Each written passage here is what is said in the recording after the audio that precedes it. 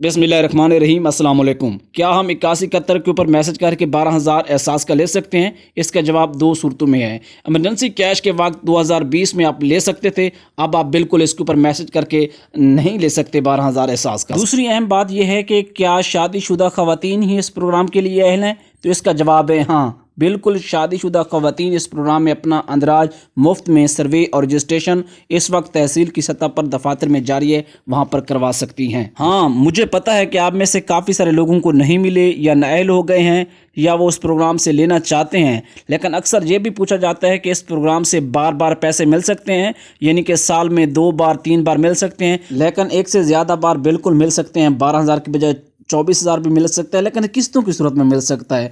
लेकिन इस तरह से प्रोग्राम से मफाद हासिल करने के लिए आपको मालूमात होनी चाहिए, जानकारी होनी चाहिए।